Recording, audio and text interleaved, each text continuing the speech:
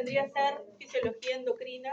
Ya les digo que esta clase es un poco larga, con muchos términos. ¿O sí? Y tenemos que terminarla el día de hoy. ¿Okay? No hay braque. No hay braque. No hay braque. Sí, No braque. hay braque. ¿Break? Sí, Sí. va a haber break. Tenemos que hacernos siempre unas preguntas para poder entender la clase de hoy, ¿no? Entonces, la primera es, ¿cuáles son las funciones generales de las hormonas en el organismo?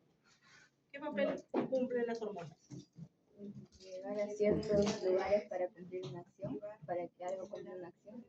Ya, muy bien, estoy escuchando varias respuestas, todas están correctas. Efectivamente, estas hormonas van a cumplir un papel de regulación, de control de varios sistemas. Van a estimular, otras van a estar inhibiendo, ¿sí? Son secretadas a nivel de las glándulas y van a efectuar su acción cuando se unen a receptores específicos a nivel de sus células diana, ¿no?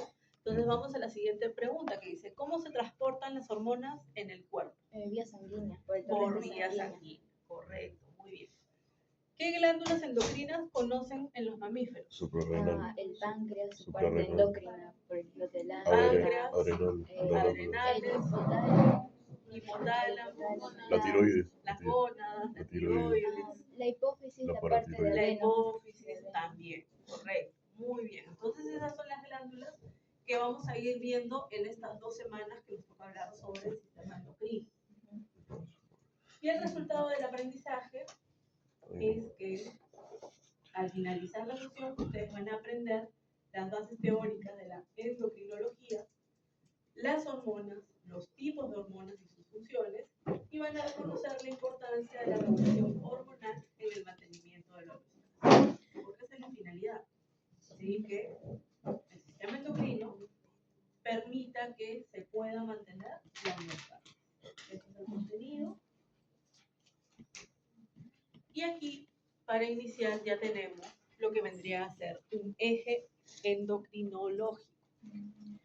Seguramente a algunos de ustedes en el producto, en la práctica, les toca hablar sobre un eje, no sé, eje hipotálamo, hipófisis, ovarios, eje hipotálamo, hipófisis, tiroides, ¿no?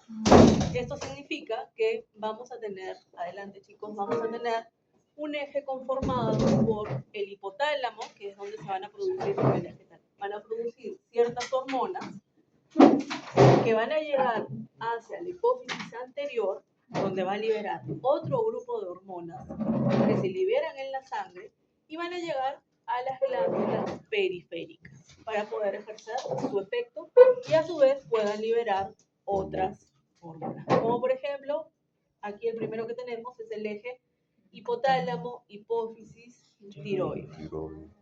¿Sí? Entonces se va a dar como una cadena, como una serie como una serie de acciones que van a liberar diferentes hormonas para finalmente cumplir su función. Y es lo que vamos a ir viendo en esta clase y en la que sigue. Tenemos una bioregulación química en la cual se trata sobre los sistemas de control. Ustedes recordarán cuando vimos la primera clase, si es que se acuerdan, la clase de homeostasis, estuvimos hablando que hay 2 sistemas de control, el sistema nervioso y el sistema endocrino. ¿Sí? En el caso del sistema nervioso, que es el que vimos al inicio del ciclo, va a liberar neurocrinas, que son neurotransmisores. Y esos neurotransmisores van a llegar a sus receptores específicos en células específicas para cumplir una función. En el caso del sistema endocrino, va a estar liberando hormonas que van a viajar por vía sanguínea hasta sus células diana, sus células blanco, donde también va a tener receptores específicos para efectuar su función finalmente. Y tenemos al sistema inmune, que no lo vemos aquí en fisio, ustedes lo ven en inmunología, que libera citoquinas y también va a llegar hasta sus células diana para poder ejercer función, pero relacionada a la protección del organismo. ¿Sí? Y en estas 2 clases que nos quedan, vamos a hablar del sistema endocrino. ¿Ok?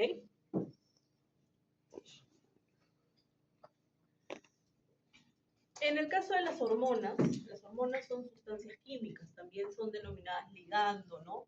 Y derivan del griego de la palabra hormon, que significa estimular. intracelular. Pero ojo, hay que tener en cuenta que también existen hormonas que generan inhibición.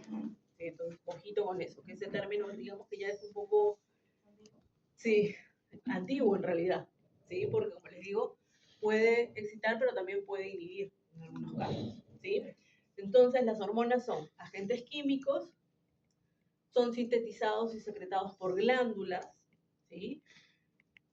Que van a circular por la sangre hacia otras partes del cuerpo, donde se van a unir a sus receptores para poder llevar a cabo su efecto. Entonces, por ejemplo, acá tenemos una célula endocrina que va a liberar una hormona. Esta hormona viaja por vía sanguínea hasta llegar a sus células diana, en donde tiene receptores específicos, receptores que son específicos y también son limitados, ¿sí? Son limitados. Y una vez que se unen al receptor, como por ejemplo aquí vemos un receptor de membrana, va a dar una cascada de señalización, ¿no? Nos vamos a tener formación de segundos mensajeros, ¿no? Como por ejemplo AMP cíclico o aumento de calcio, ¿no? Para dar una respuesta a nivel celular.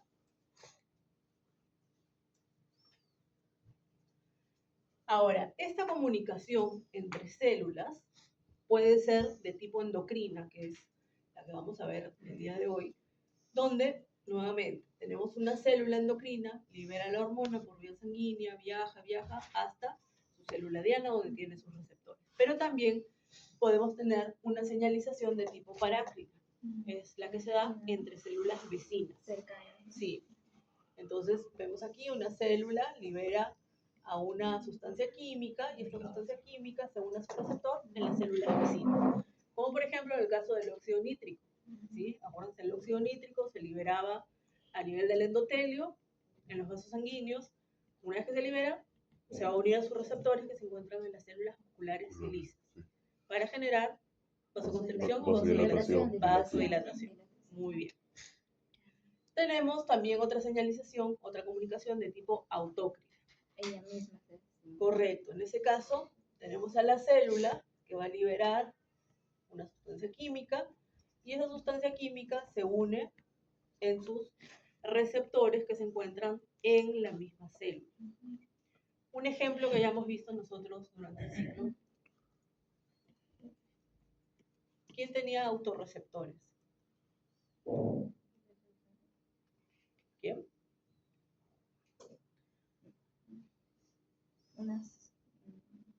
¿Se acuerdan de la adrenalina? Que tenía sus autorreceptores que le permitían autorregularse. Entonces, es un ejemplo, ¿no? De secreción o señalización autócrina.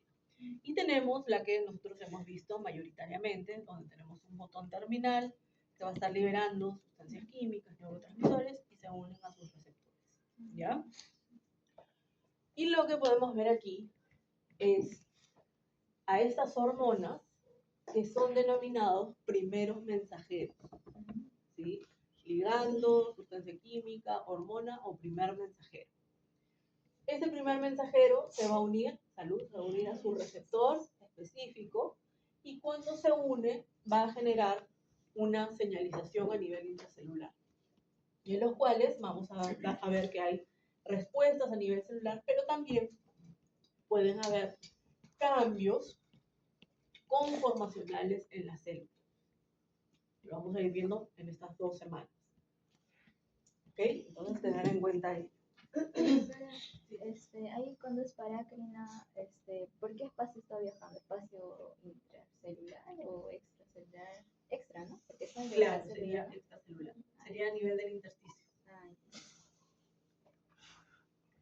Ahora, tenemos aquí una cascada de señalización a nivel intracelular donde nos muestra que hay una amplificación de la señalización.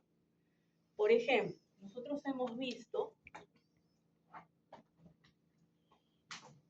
vamos a poner a nivel del corazón, tenemos a la adrenalina que se une a su receptor beta 1. ¿Sí? El receptor beta 1 es ionotrópico o metabotrópico. Metabotrópico, ¿por qué? Porque está cumpliendo una proteína GQ. ¿GQ segura? No, GS. A una proteína GS. ¿Sí? Entonces, es excitatoria y lo que hacía era activar a la adenilciclasa por medio de la subunidad alfa, ¿sí? Entonces, cuando se activaba, eso permitía que el ATP se convierta en AMP cíclico y por lo tanto lo que generaba es que se active la proteína quinasa A para dar la respuesta, ¿sí? Que era fosforilación de proteínas. Eso es lo que estamos viendo aquí en esa amplificación. Nosotros lo hemos visto como si fuese 1 y 1 y 1, pero en realidad hay una amplificación de las señales a nivel intracelular.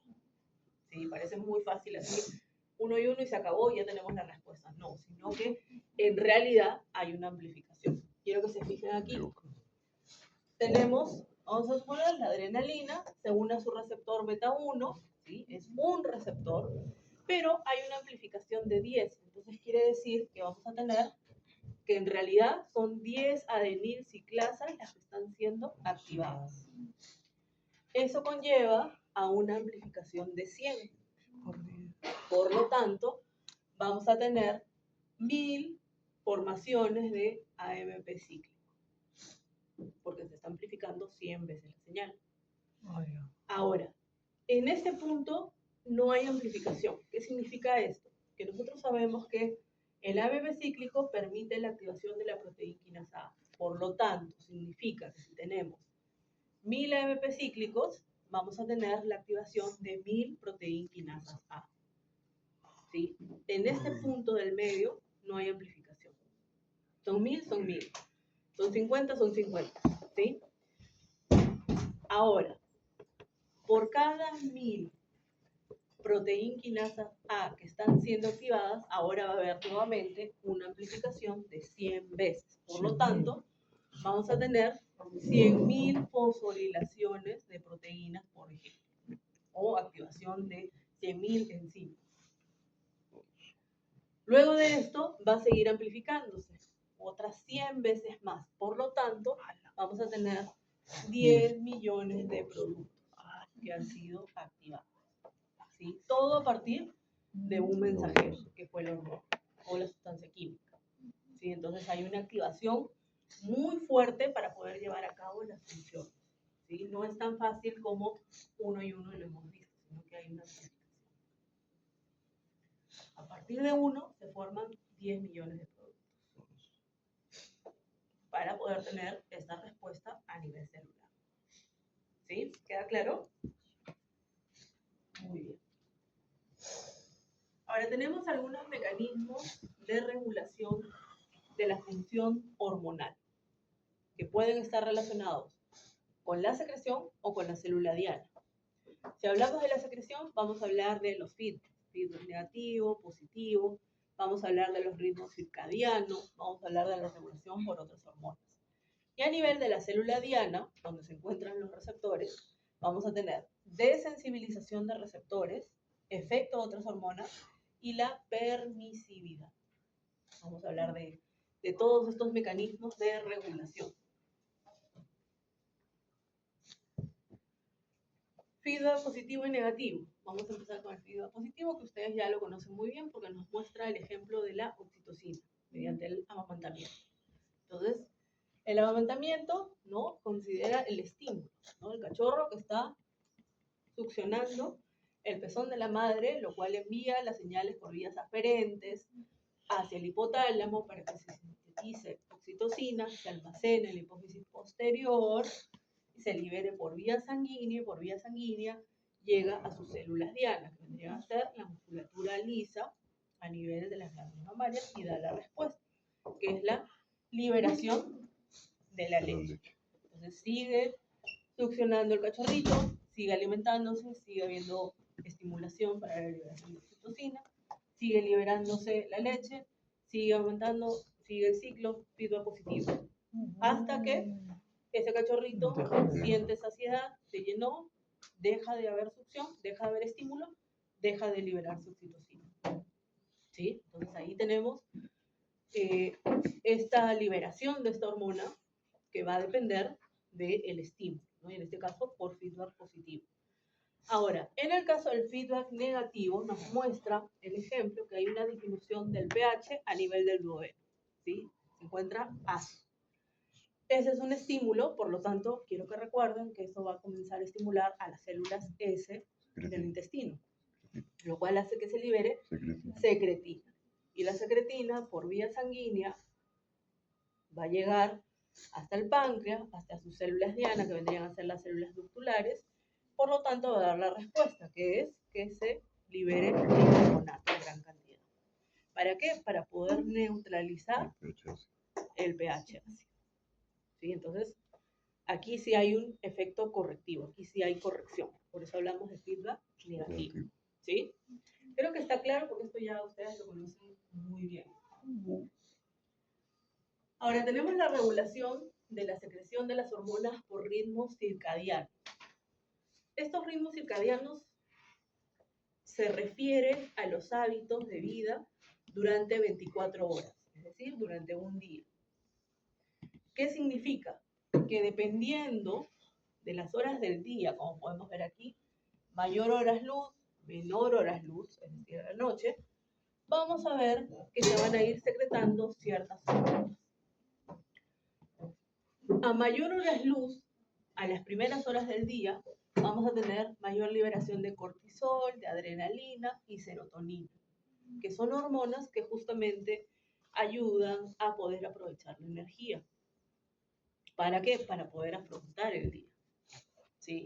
Mientras que hay otras que se van a secretar a mayor, o mejor dicho, a menor horas luz, que es en la noche, como la melatonina, la adenosina, la hormona de crecimiento, por ejemplo, ¿no? Es por eso que en el caso de los niños se recomienda que duerman 8, 9, 10 horas. ¿Por qué? Porque son las horas en la noche en que tienen mayor secreción de hormona de crecimiento, que ayuda al desarrollo, ¿no?, de los huesos, de los músculos, de los órganos. Igual ocurre en los cachorritos.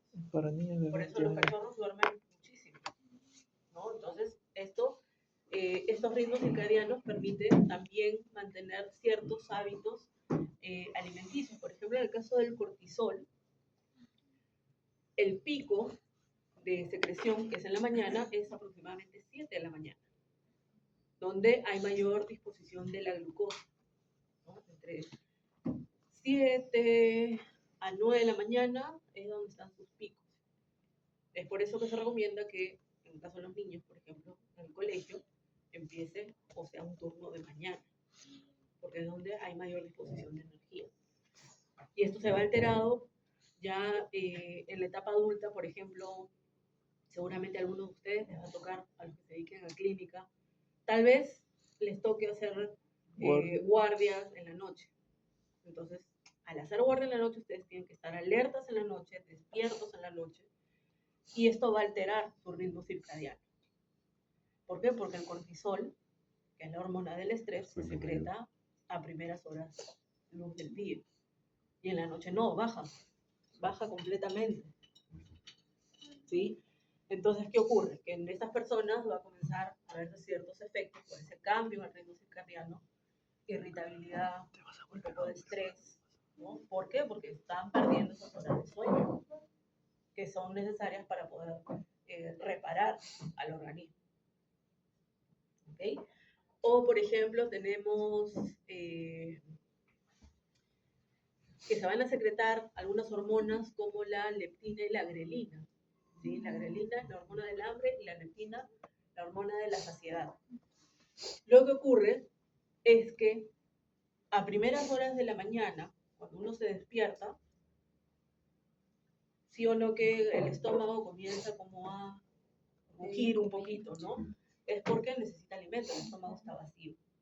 Entonces comienza a liberarse la hormona grelina y por vía sanguínea va a llegar hasta el hipotálamo. Y en el hipotálamo va a estimular al centro del hambre.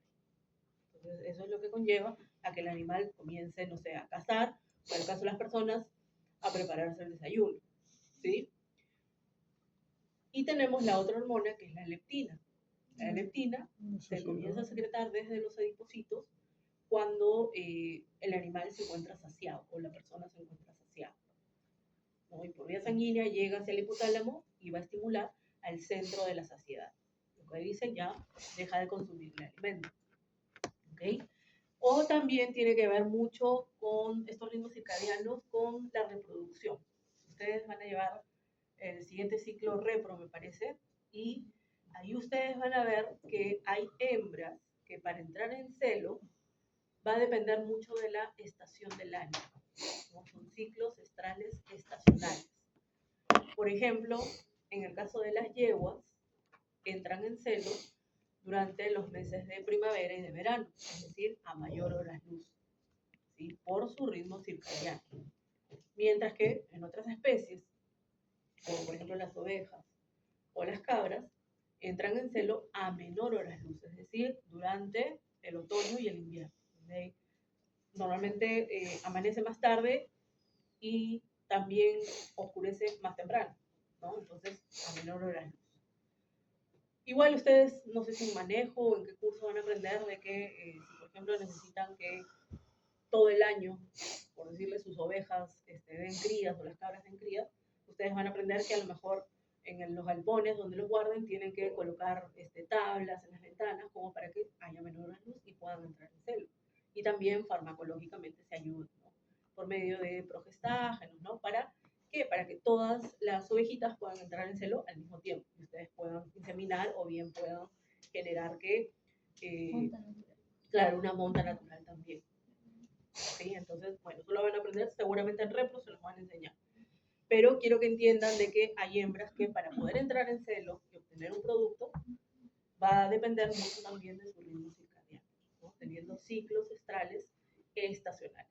Diferente a una vaca. En el caso de las vacas, cada 21 días entran en celo, sea la época que sea, independientemente. ¿Sí? Todo, cada 21 días están entrando en celo. ¿Ok? Entonces, tengan en cuenta ello. ¿Sí? Eso es lo referente a los ciclos y ritmos circadianos. En animales nocturnos la grelina se desempeñaría más en... Sí, se ha visto que en animales de hábitos nocturnos, pero que genéticamente ya han desarrollado, ¿no? Esos hábitos nocturnos, por ejemplo, en leones o leonas, mejor dicho, que suelen cazar en la noche, por ejemplo, ellas sí tienen un desarrollo de liberación de grelina en horas nocturnas, pero es por su hábito mismo, hábito circadiano. ¿Ya? Ahora tenemos la desensibilización. ¿Desensibilización de qué? Desensibilización de receptores. Y el mayor ejemplo que tenemos, el más estudiado, es el de las beta-arrestinas. ¿Sí? Beta-arrestinas. ¿Qué nos dice esta desensibilización por parte de las beta-arrestinas? Ustedes saben que a nivel del corazón tenemos a los receptores beta-1 para la adrenalina, lo cual permite que la frecuencia cardíaca, la fuerza de contracción, normalmente aumente, ¿sí? Teniendo efectos cronotrópicos, filotrópicos positivos, ¿sí? Pero ¿qué pasa? Que sabemos que esa adrenalina no puede estar llegando constantemente a sus receptores, porque saben que a la larga no es beneficioso para el organismo. Entonces, ¿qué ocurre? Que cuando la adrenalina cumplió su papel sobre sus receptores, comienzan a funcionar estas beta-arrestinas. ¿Qué hacen las beta-arrestinas? Lo que hacen es tomar a los receptores beta y los van a internalizar por endocitosis, es decir, lo introducen dentro de las células, de los cardiomiocitos. Por lo tanto, se forman endosomas que contienen a estos receptores porque estas mismas células reconocen que la adrenalina ya cumplió su papel. Entonces, para evitar la sobreestimulación del corazón, estas beta-arrestinas es como que guardan o esconden a estos receptores beta. ¿Cuánto va a durar esto? Puede durar unos minutos, se ha visto que puede durar incluso horas, ¿sí? Hasta que nuevamente estos receptores beta van a externalizarse cuando sea necesario.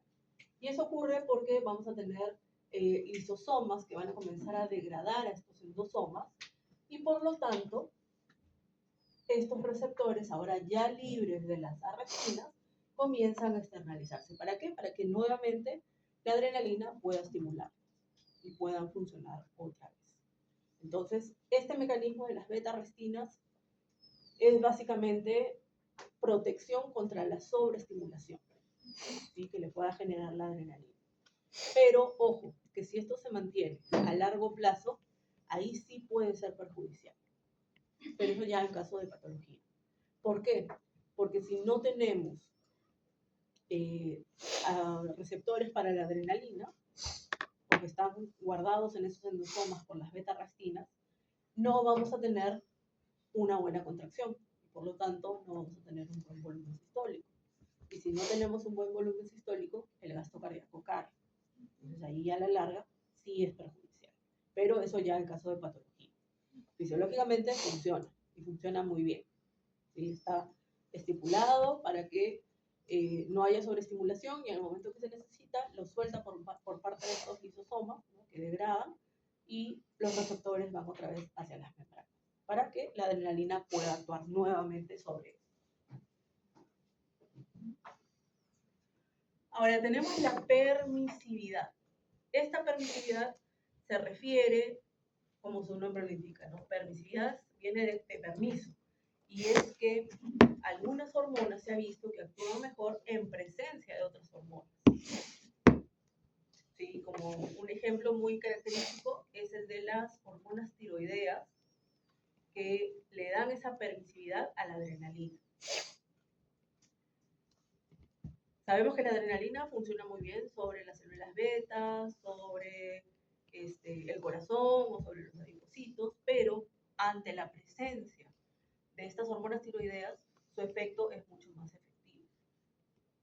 ¿Sí? Entonces hay una permisividad. Y ojo, no confundirlo con sinergismo, porque puede confundir. De hecho, ustedes cuando lean algunos artículos o algunos libros, dicen que la permisividad es sinergismo, pero en realidad no es lo mismo.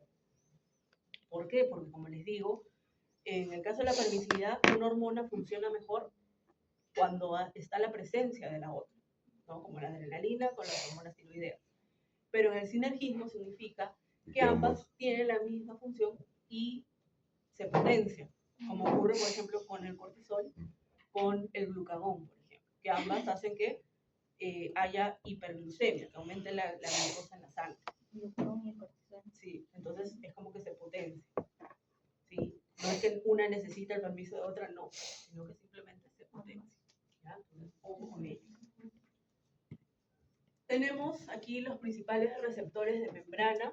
Tenemos este primer receptor, que es un receptor de tirosinquinasa. Tiene un dominio de tirosinquinasa.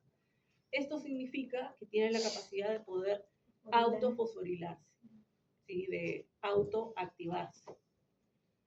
¿Quiénes tienen este tipo de receptor? La insulina, por ejemplo, o los factores de crecimiento plaquetario, factor de crecimiento epidermal, factor de crecimiento neural, ¿no? Todos los factores de crecimiento tienen este tipo de receptor de tirosinquinasa con esa capacidad de poder autofosforilarse. Y tenemos otro tipo de receptor de membrana que es asociado a quinasa. Asociado a quinasa. En este caso, está asociado a una tirosinquinasa. Pero, ojo, la diferencia con el primero es que no puede autofosforilarse. ¿Sí? No tiene esa capacidad de poder autoactivarse. ¿Dónde encontramos este tipo de receptor? Hormona de crecimiento, en la prolactina y en citoquinas, que posiblemente lo hayan visto en inmune. Tenemos otro tipo de receptor de membrana que ustedes conocen muy bien, que son los que están acoplados a proteína G, la cual nos va a dar segundos mensajeros.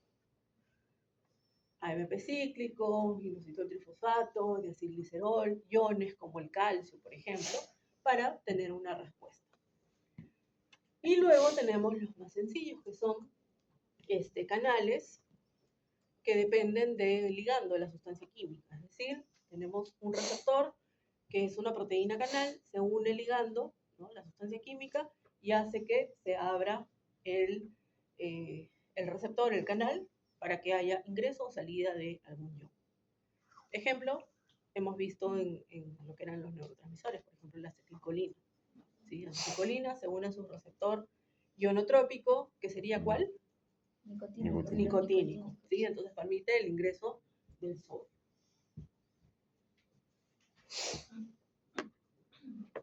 Más receptores hormonales. Bueno, los de membrana, que son los que hemos visto, pero también hay algunas hormonas que tienen receptores a nivel intracelular. ¿Qué significa? Que estas hormonas atraviesan la membrana. ¿Por qué? Porque son liposolubles. Ejemplos de este tipo de hormonas que tienen receptores a nivel intracelular son las hormonas esteroideas y las hormonas tiroideas. Tienen receptores a nivel del citosol, pueden tener receptores a nivel de las mitocondrias o pueden tener sus receptores a nivel del núcleo. ¿Sí? Va a depender. Pero tienen esa capacidad de ser liposolubles, entonces atraviesan las membranas.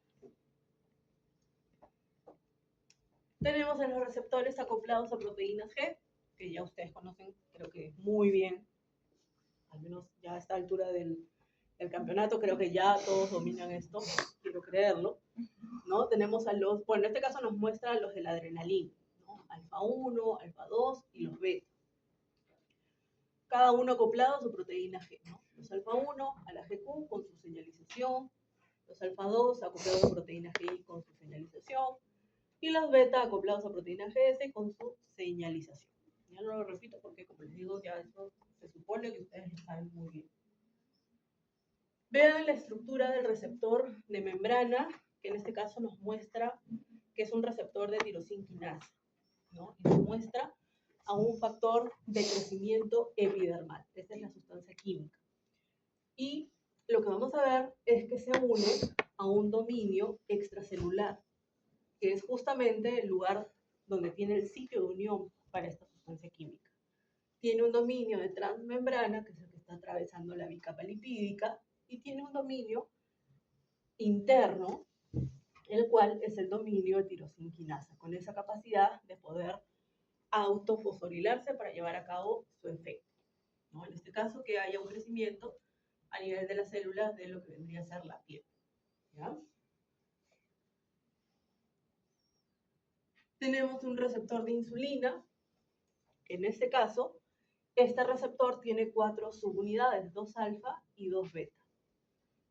¿Okay? Y lo que vamos a ver es que las subunidades beta que están pasando este dominio de transmembrana al intracelular, acuérdense que eran de tirosinquinasa, con esa capacidad de poder autofosforilarse. Entonces, cuando la insulina se une al receptor, vamos a tener un cambio conformacional, ¿sí? A nivel intracelular, en el cual, al autofosforilarse, comienza a ceder fosfatos.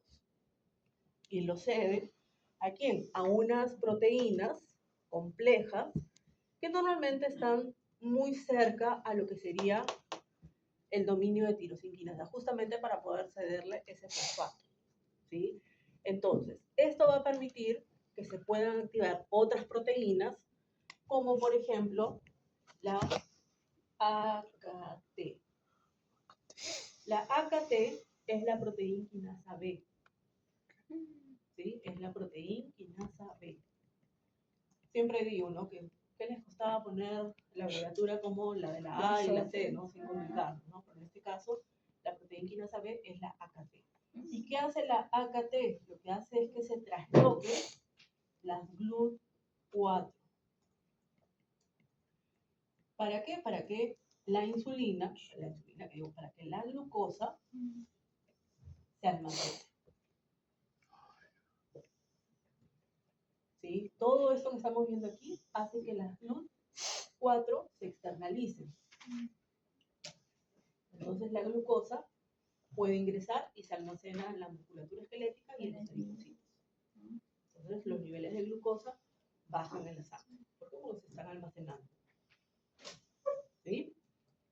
¿Queda claro? Muy bien. Igual la próxima semana que les toca hablar de páncreas, vamos a ver la señalización de los receptores de hormonas esteroideas. Estas hormonas esteroideas provienen del colesterol, específicamente del núcleo. Voy a escribirlo por aquí, la palabra es algo larga. El núcleo ciclo, pentano, perhidro, fenantreno, correcto. Fenantreno. ¿Qué nombre más raro? Lastimosamente no hay abreviatura, así que ese es el nombre. Su nombre de colesterol. Sí, deriva del colesterol, exacto. Ciclo, pentano, perhidro, fenantreno. Pentano, perhidro, fenantreno. Ciclo, pentano, perhidro, fenantreno. Va a llegar un momento que se la van a aprender, Nombre se los de aseguro. pentano, perhidro, fenantreno. Vamos a ver si te obedece. Porque no tiene nada. Bien, entonces, estas hormonas esteroideas que provienen del ciclo pentano, perhidro, fenantreno, algunos ejemplos son el cortisol y una que ustedes ya conocen, que es la aldosterona. ¿Sí? El cortisol y la aldosterona son los más grandes representantes de estas hormonas esteroideas. Hay más, hay muchísimas más, pero estas dos son las más grandes. Los referentes. Entonces, sí, ¿no? Entonces, ¿cómo es que se da esta señalización? Y es que vamos a tener a la hormona esteroidea, que va a llegar por vía sanguínea hasta su célula diana, y en este caso, vean, aquí está la hormona esteroidea, ingresó porque es liposoluble, porque deriva del colesterol, porque deriva del ciclo pentano perhidro fenantreno, ¿sí? Entonces, una vez dentro del citosol, se va a encontrar con su receptor. Ese receptor esteroideo normalmente está acompañado por lo que se conoce por una chaperona, una acompañante, una molécula que lo acompaña, ¿sí? Entonces, cuando se une la hormona al receptor, la chaperona lo separa, ¿sí? Se separa completamente, quedando la hormona esteroidea con el receptor. Y se conoce como complejo hormona esteroidea receptor, ¿sí? En ese nombre. Y lo que va a ocurrir es que ahora se va a traslocar al núcleo. ¿Sí? ¿Qué significa esto? Que va a ingresar en el núcleo. Solamente que la palabra bonita, científica que tenemos que usar es traslocar. Entonces se trasloca al núcleo. Y una vez que se encuentra en el núcleo, se va a unir a la cadena génica, a la cadena de ADN. Y a partir de aquí vamos a ver efectos de traducción, de transcripción, y van a formar ARN mensajero. Y ese ARN mensajero es importante porque es el que se va a encargar ahora de activar proteínas, fosforilar proteínas, activar enzimas, formar nuevas proteínas y llevar a cabo su efecto. ¿Sí? Entonces, esa es la forma, ese es el mecanismo de acción de las hormonas esteroideas. ¿Hay alguna duda?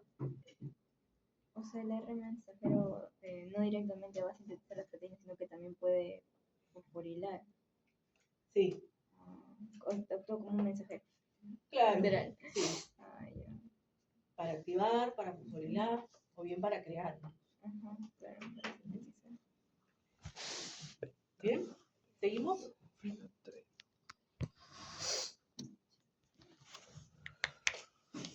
Rol del calcio como segundo mensajero lo hemos venido viendo desde que empezamos el ciclo, ¿no?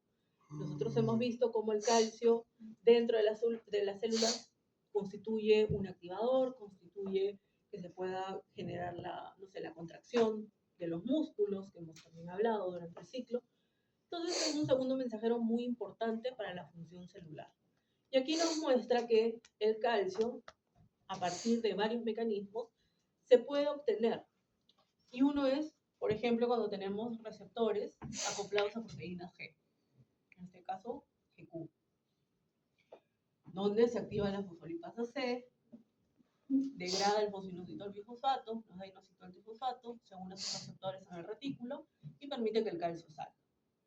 O, por ejemplo, un receptor de tirosinquinasa, como por ejemplo el de estos factores de crecimiento, ¿sí? Se unen y por esa autofosforilación que cede fosfatos, muy parecido a lo que hemos visto en la insulina, lo que hace al final es que se active la fosfolipasa C de las membranas. Degrada el fosfoinositol bifosfato, nos da inositol trifosfato y finalmente se abren los canales de calcio permitiendo que salga. ¿Sí? Se dan cuenta que el mecanismo es muy parecido, solamente que va a depender del tipo de receptor que se encuentre.